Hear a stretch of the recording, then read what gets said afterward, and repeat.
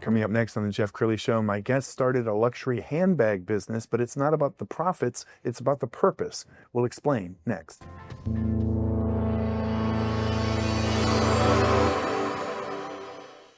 Many are predicting that the worst is yet to come, which is unfortunate, said one person here. Until now, they've enjoyed the reputation of being the nation's icebox. Watched a burglar in his home this morning by webcam. As a journalist of over 25 years, stories are what make my world turn. Reporting live from the Dallas newsroom tonight, Jeff Crilley, Fox 4 News. But in 2008, I took the jump from my familiar life and started a PR firm from my home. We're talking about anyone with a camcorder like the one I'm using becomes a television network. We started slowly growing the company, and we now have over 100 clients, and we've branched into the world of live digital broadcasting. I now own 8 different TV studios and have a huge team, and the stories that I now get to share are sometimes the most important of my life. Life has a funny way of coming around full circle. This is the Jeff Crilley Show. Well, if you've watched this show for any length of time, you know I love to put a spotlight on entrepreneurs, especially entrepreneurs who are making a difference on this planet. And that perfectly describes my next guest. Lilje is in the studio. He's the founder of J.Christoph. Thank you for coming on the show. Thank you so much. I appreciate being on. Awesome. So I want them to know your heart.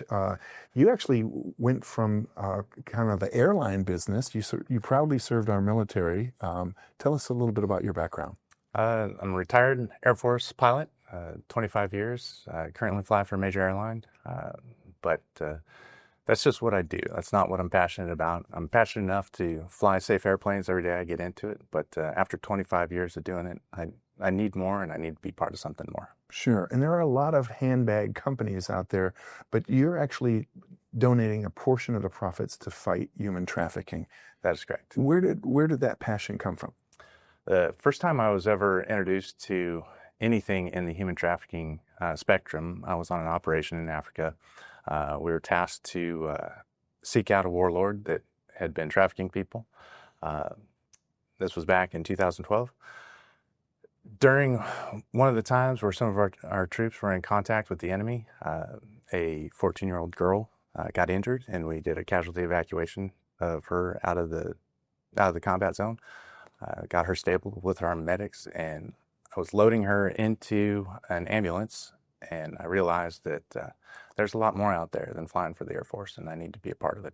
Yes. That was the first bump towards that. I didn't know I was going to start a luxury bag company at that point. Right when I retired, I got called by an anti-trafficking company. A former commander of mine was working for them, and they were looking for a pilot to help them out on missions, and I jumped at the chance, and that's was my next introduction into it, and realized that, okay, there's something for me beyond the Air Force here, another mission to be a part of. At the same time, I was flying privately for a family, and was introduced to luxury goods and things like that at the time. I had no idea what luxury handbag was like until I held my first Hermes Birkin bag. Sure. And it all came together right there. This is what I'm supposed to be doing. The name of the company came into view. Bag designs, marketing ideas, manufacturing ideas, it all kind of came together in that one, moment. Sure. And it was shocking. And you were telling me that the name J.Christoph is actually something that came to you as a kid. Well, it's my first initial and middle name. And I remember, this sounds silly, but I remember being a little kid playing with my Tonka truck in the backyard and saying J.Christoph and kind of chuckling like that was some highfalutin, as a child, you can imagine I'm out there. So I guess it just went into my back pocket. That was the way the good Lord was starting to prepare me for this mission. That's beautiful. And your bags are just off the charts beautiful. We're going to pull up the website, and as we scroll down the website, talk about what makes your bags stand out. Well, I think, first of all, they're all handmade here in the United States. We're obviously a veteran-owned business, and that was one of the things I really wanted to make sure is we manufacture inside the United States. I had offers to manufacture elsewhere, but I want American jobs. I want a luxury brand to be here, to be part of something where people say, this is actually made in the U.S. So that's the first thing. The bigger thing, though, is really the fashion with the purpose behind these bags. I don't take any wages from the company.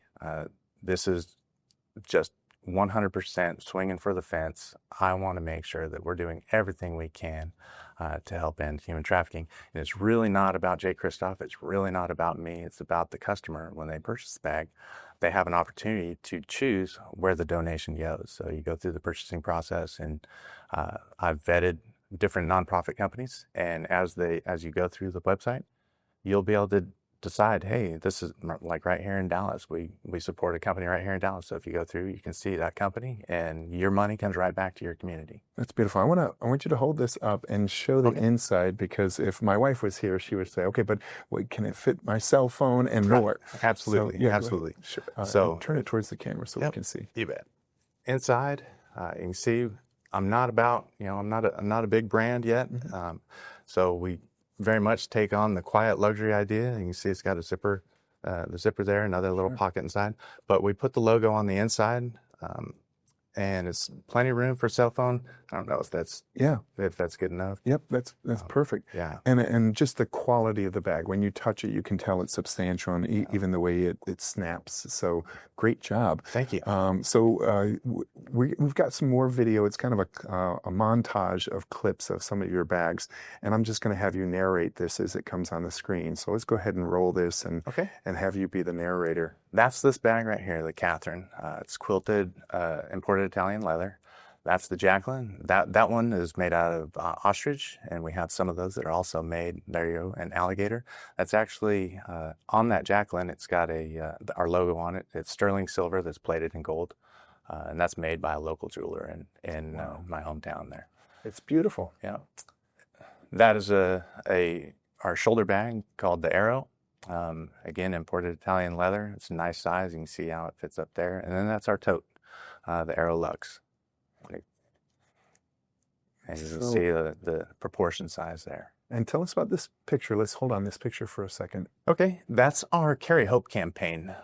What I wanted to make sure is that everything about our company is pushing towards that mission. And when people see our logo and they see our brand, or they're carrying our bag, I want them to know that there's people involved out there to make a difference in the world. You know, many anti-trafficking campaigns that you see will show somebody that looks like they're a potential victim or possibly a victim. They have tape over their mouth, and that's signifying that they don't have a voice. We recognize that, but we want to bring hope to the situation. We want people to know that we're a luxury brand. We bring hope, and we understand you don't have a voice, so we're out here to be the voice for people. We want to lift people up, and we want them to know that we're here. And I think many people would be surprised to learn that human trafficking is such a big problem here in Dallas. I mean, you were first introduced to it in another country. It is a huge issue, isn't it? It is a big issue, and I think you're absolutely right. People don't think it's happening in their community, and it's happening in every community. And it's at different levels and different, whether it's somebody that's getting kidnapped, or whether it's somebody that's forced into doing work that they don't want to do, or that they feel like they can't do anything else. And along the way, had some, unfortunately, very personal experiences with it too that were later on. My daughter went missing, and ended up, after filling out missing persons reports and everything else like that, that we ended up using the company that I worked for to actually recover her. Now, she wasn't sold into trafficking, but she was a runaway, and it was, I had her friends reporting to me where she was and what she was doing, to make sure that she was in someplace with a roof overhead every night. But when she fell off the radar of everybody that was telling me, as a father, I don't want to push on her. If she ran away, I just want her safe, and I want her back. But when she went underground and no more cell phone, and I wasn't getting any reports of anything, that was more than I could handle. So I called my boss and I said, hey, can you deploy your resources? And she certainly did.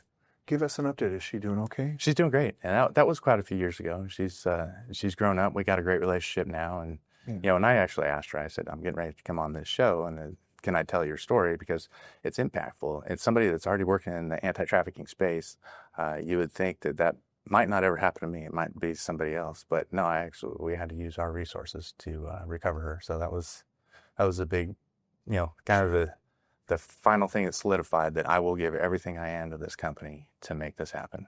Well, I'm so impressed with you. We have about a minute left, so final thoughts. Look into the camera on the left and talk to the audience. I just want to let everybody know that, I want people interested in what we're doing. I want people that are passionate about what we're doing. If you're interested in getting a hold of us, you can come to J.Christoph.com. There's all the contact information, social media information there. Would love to work with people. We'd love to get the mission out there, and that's the most important thing. It's not about the bag, it's about the mission. I want people to look beautiful carrying a bag, and I also want everybody to walk around with a J.Christoph bag knowing that they're part of something bigger.